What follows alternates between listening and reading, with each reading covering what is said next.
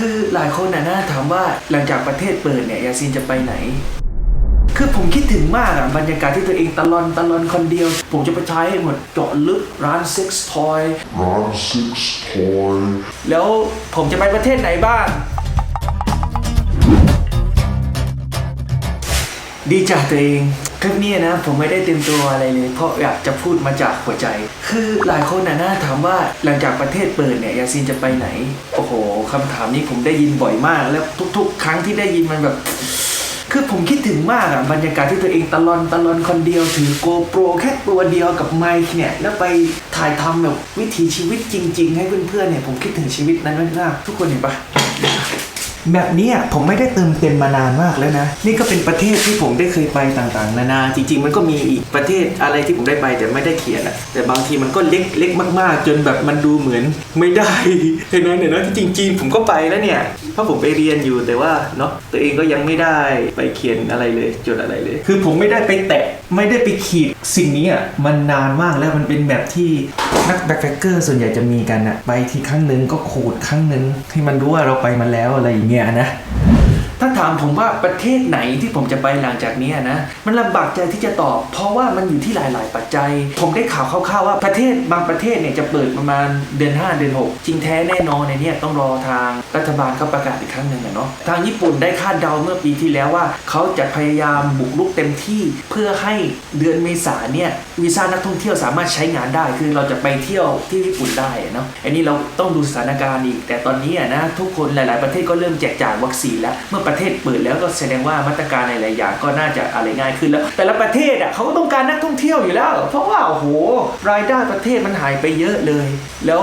ผมจะไปประเทศไหนบ้างมันอยู่ที่หลายปัจจัยมากๆบางทีนะเมื่อประเทศเปิดบางทีบางประเทศผมอาจจะไปได้เขารับนักท่องเที่ยวประเทศไทยแต่บางประเทศอาจจะไม่หรือบางประเทศเนี่ยประเทศไทยไม่ให้ไปอะไรอย่างนี้ก็มีหรือถ้าไปแล้วอาจจะต้องกักตัวมีอะไรเยอะแยะไปหมดเลยเอาเป็นว่าผมถ้าตัดปัจจัยเหล่านั้นออกไปหมดเลยนะสมมติว่าจินตนาการว่าแบบทุกประเทศเนี่ยเปิดหมดเลยผมจะไปที่ไหนบ้างผมอยากจะไปอินโดนีเซียคืออินโดนีเซียมันไม่ใช่เป็นประเทศที่ในฝันแบบสุดๆของผมแบบไปต้องไปตื่นเต้นอะไรอย่างนี้นะแต่ว่าผมก็อยากจะไปเพราะว่าหนึ่งมันใกล้3จังหวัดชายแดนใต้จริงๆขึ้นเครื่องบินที่นาราไปยังได้นะอันนี้ผมไม่แน่ใจจะต้องรอดูอีกทีนึงแต่นั่นแหละครับแล้วก็ผมมีเพื่อนมากมายเลยที่รอผมอยู่แล้วผมอยากจะไปถ่ายวิถีชีวิตและผมคุยภาษามลายูภาษาอินโดได้ผมก็เชื่อว่าตัวเองเนี่ยน่าจะทำอะไรที่มันสนุกกว่านี้ผมอยากจะไปดูตัวโคโมโดไม่รู้ว่าอยู่ที่ไหนน่าจะเป็นโคโมโดไอแลนด์นะประมาณว่าอยู่ที่เกาะโคโมโดหรือผมอยากจะไปบาหลีแล้วก็อยากจะไป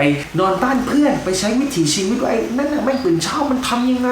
มันออกกำลังกายยังไงมาอะไรยังไงคือไปอยู่ในแบบหมู่บ้านนั้นๆเลยไอ้นี่คือผมต้องการมากและหลังจากอินโดนะผมจะไปไหนผมอยากจะไปศรีลังกาบินจากอินโดไปศรีลังกาเลยเพื่ออะไรเพื่อไปถ่ายวิถีชีวิตเพราะผมก็ไม่เคยไปศรีลังกาและศรีลังกามันให้อารมณ์มันคล้ายๆอินเดียเหมือนกันนะแต่คือศรีลังกาเป็นแบบประเทศที่เล็กที่อยู่ติดกับอินเดียแล้วก็มันติดกับแม่ทะเล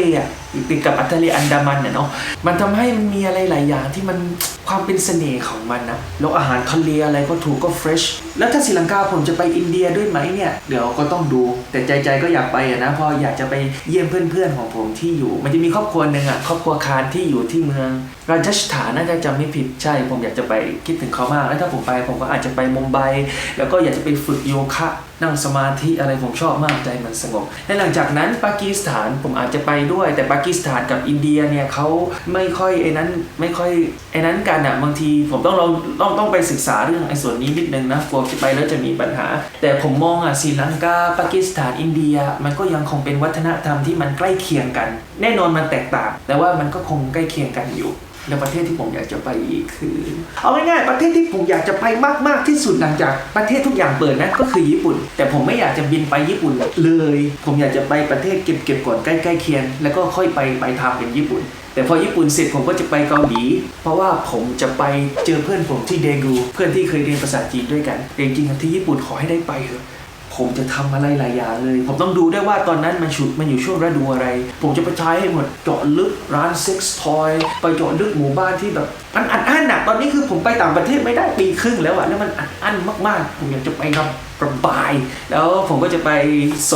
ไปเดกูที่เกาหลีใต้เพราะมันบินข้ามได้เลยไงมันไม่ได้ไกลมากมันมีแค่แม่น้ำอยู่อะผมจะไปโซไปเดกูแน่นอนอาจจะบินลงโซก่อนไอ้นี่เดี๋ยวค่อยว่ากันเนาะเพื่อไปเยี่ยมเพื่อนที่เดกูผมก็มีเพื่อนเรียนอยู่โซเหมือนกันมหาลัยโซชื่อดังเลยอะและหลังจากนั้นผมก็จะไปบินจีนเนี่ยมันจะไม่ฟรีวีซ่าเหมือนกับญี่ปุ่นเกาหลีนะถึงแม้มันอยู่แถบใกล้กันแต่การทำวีซ่าก็ไม่ได้ยากมากแล้วผมเคยเรียนประเทศจีนไงผมอยากจะไปสัมผัสบรรยากาศเก่าๆอยากจะไปใช้ภาษาจีนอยากไปกินอาหารจีนคิดถึงมากวาเฉียงจังหวัดชายหันตัวผมคิดถึงอาหารจีนมากๆแบบสตรีทฟู้ดอะไรต่างๆเนี่ยโอ้แล้วผมจะไปทำอะไรหลายๆอย่างเลยแต่นี่แค่จะบอกชื่อประเทศคร่าวๆประเทศในฝันที่ผมจะไปหลังจากเปิดนะแล้วพอจีนเสร็จผมอยากจะไปอียิปต์อยากจะบินจีนไปอียิปต์ไปเจอเพื่อนที่ไคโรเพราะว่าผมดูอะไรเกี่ยวกับพีระมิดผมได้เรียนรู้ประวัติศาสตร์เกี่ยวกับอียิปต์เนี่ยมันนานมากแล้วอะแล้วผมอยากจะไปดูจริงๆว่าโหไอพีระมิดเป็นยังไงมันใหญ่จริงไหมซากของหุ่นสฟิงค์อะไรอย่างเงี้ยเป็นยังไงเนี่ยโอ้โหผมจะไปดูไปสัมผัสกับวิถีชีวิตของคนประเทศอียิปต์อะไรเงี้ยอียิปต์เสร็จผมจะไปไหนผมจะไปจอร์แดนเพราะอียิปต์กับจอร์แดนก็ไม่ได้ไกลมากไม่แน่ผมอาจจะบินไปจอร์แดนก่อนอียิปต์นะแต่ว่า2ประเทศนี้ผมอยากจะไปและอยากจะไปอาบูดาบีในเมืองใกล้ๆอยากจะไปให้หมดและหลังจากนั้นผมก็อยากจะไปตุรกีเนาะไปเจอเพื่อนไปเจออะไรแล้วพอตุรกีเสร็จผมอาจจะบินไปบราซิลเลยเนาะคือจะไปอเมริกาใต้มันฟรีวีซ่าสำหรับคนไทยไงแล้วถ้าผมไปผมจะไปบราซิลอาร์เจนตินาชิลีเปรูคือเซาท์อเมริกาผมจะไปเพราะว่าที่ผ่านมาผมก็ได้เรียนภาษาสเปนแล้วนะถึงแม้ว่าเซาท์อเมริกาเนี่ยมันไม่ใช่ทุกประเทศที่คุยสเปนเพราะบางประเทศคุยโปรตุเกสเช่นบราซิลอะไรอย่างเงี้ยแต่ว่าก็คือถ้าคุณคุยสเปนมันก็ไปได้ทั่วแล้วนะในเซาท์อเมริกาไปให้หมดอยากจะไปเจอเมสซี่เลยเดี๋ยวเราดูกันแล้วก็ไปบ้านเมสซี่บ้านเกิดเมสซี่เดี๋ยวผมกำลังดูไปแล้วพอไปนั้นเสร็จผมก็กังวลนะจริงๆผมอยากจะไปยุโรปมากเลยนะไอประเทศที่เป็นประเทศอำนาจใหญ่ๆมาก่อนเช่นประเทศเยอรมันอยากจะไปรู้ประวัตินาซีไปฝรั่งเศสไปอยากจะเจาะรัสเซียครั้งหนึ่งเหมือนกันแล้วก็จะไปไหนอีกวะไปก็ยุโรปผมจะเอาให้หมดประเทศเพราะยุโรปมันเป็นประเทศที่ไม่ได้อยู่ไกลมากมันอยู่ใกล้มากผมมีเพื่อนจะไปเจอแซมมี่ที่สวิตเซอร์แลนด์เราเคยทำคลิปด้วยกันที่ผมพาเขามาเที่ยวไทยแล้วก็คลิปชัดๆที่เราทำด้วยกันคือตอนที่อาเซอร์ไบจานบาคูแล้วก็จอร์เจียเราก็ไปที่หนึ่งที่พลาดไม่ได้คือนอร์เวย์ผมมีพี่สาวที่แต่งงานกับหมอยที่นอร์เวย์ผมจะไปนอนบ้านเขาเราไปจับปูเพราะเขาเคยบอกว่ามีปูใหญ่อลาสก้าปูหิมะอยู่ที่นั้นคือแบบเยอะจนแบบว่าจับกินเล่นเลยเยอะเกินจนแบบปูที่นั่นโคตรถูกคิดดูผมอยากจะไปด้วยคือตอนนี้ประเทศที่ผมอยากจะไปจริงๆนะตอนนี้มันมีแค่นี้แล้วไงแต่ถ้าหลังจากนั้นนี่ผมไปอีกไปไหนดีวะผมก็อยากจะไปอังกฤษนะไปไล่ล่าสนามบอลดังๆเลยในอังกฤษลิเวอร์พูลนี่พลาดไม่ได้เลยแล้วไปไหนว่ากลับมาไทยแล้วไปฟิลิปปินส์ก็อยากไปนะจะไปเล่นกับวานก็ไปไหนอีกกำลังดูแบบSouth Africa ผมอยากไปมากๆผมอยากจะไปป่าซาวานาเพราะผมเนี่ยเป็นคนดูเกี่ยวกับวิทยาศาสตร์ดูอะไรที่มันเกี่ยวกับสัตว์ในสารคดีผมดูเยอะมากแล้วผมอยากจะไปผมว่าประเทศเหล่านี้เป็นประเทศที่มันในฝันจริงๆนะบางอย่างเนี่ยมันเป็นสิ่งที่มันมาจากตอนที่ผมยังเป็นเด็กผมอยากจะไปพิชิตฝันมันทั้งหมดผมว่าแค่นี้มันก็เกือบทุกทวีปแล้วที่ผมไปแล้วผมก็จะกลับ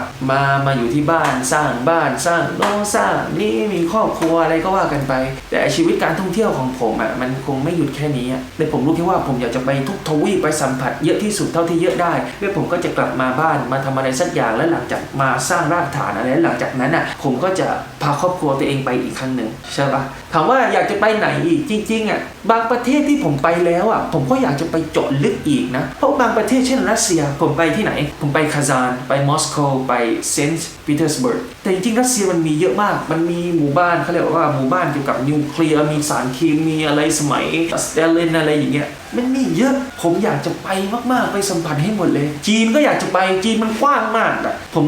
ไปแค่ไม่กี่จังหวัดเองในประเทศจีนผมอยากจะไปให้ทั่วเลยแต่ในทั้งหมดนะต้องบอกเลยญี่ปุ่นกับจอร์แดนผมพลาดไม่ได้ญี่ปุ่นเนี่ยมันเป็นประเทศคือจอร์แดนที่พลาดไม่ได้เพราะมันมีครอบครัวอยู่ตรงนั้นผมคิดถึงพวกเขาตอนนี้เราก็ยังคุยสายกันอยู่โทรวิดีโอคอลกันอยู่แต่ญี่ปุ่นเนี่ยเป็นประเทศที่แบบคิดดูปัจจุบันผมเพิ่งอ่านอนิเมะอะไรนัก นักดาบพิฆาตอสูรน่ะชุดถูกบอกว่าอะไรพิฆาตอสูรอะไรทันจิโร่อะผมเพิ่งอ่านอนิเมะคือผมติดอะไรญี่ปุ่นมากๆผมมองว่าที่ตัวเองชอบญี่ปุ่นเนี่ยเพราะตัวเองมีความผูกพันตั้งแต่เด็กไงมันทำให้แบบไปกี่ครั้งก็ไม่เบื่อและญี่ปุ่นเป็นประเทศที่มีเสน่ห์มากๆไม่แปลกใจเลยทำไมคนไทยคือแบบจ็อบวีจ็อบพาสปอร์ตไปเที่ยวเยอะเป็นอันดับรู้สึกถ้าจะไม่ผิดอันดับ1ของประเทศไทยเลยนะผมมองว่านี่ก็เป็นประเทศทั้งหมดแล้วที่ผมอยากจะไป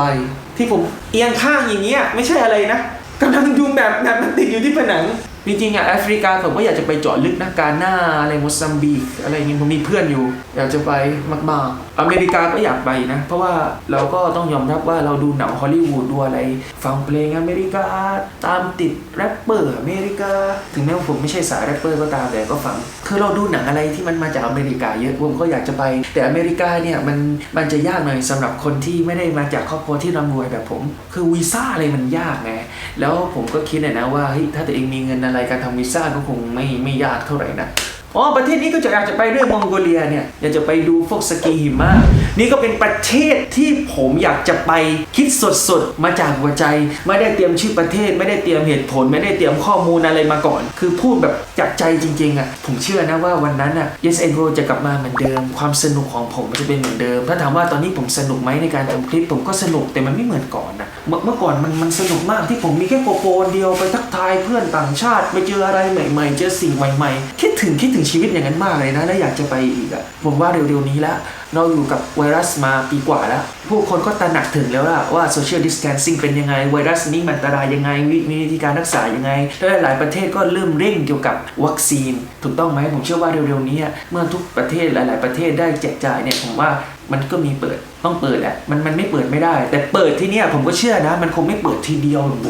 อย่างนั้นหรอกมันก็ต้องมีก่อนนะประเทศที่มันปลอดภัยประเทศสีเขียวถึงแม้เปิดเร็วๆนี้มันก็ต้องมีมาตรการเช่นอยากจะบินไปญี่ปุ่นผมเชื่อว่าผมก็ต้องไปตรวจเชื้อโควิดที่โรงพยาบาลที่นี้ก่อนถ้ามันผ่านไม่มีอะไรผมบินไปผมก็ต้องไปตรวจอีกที่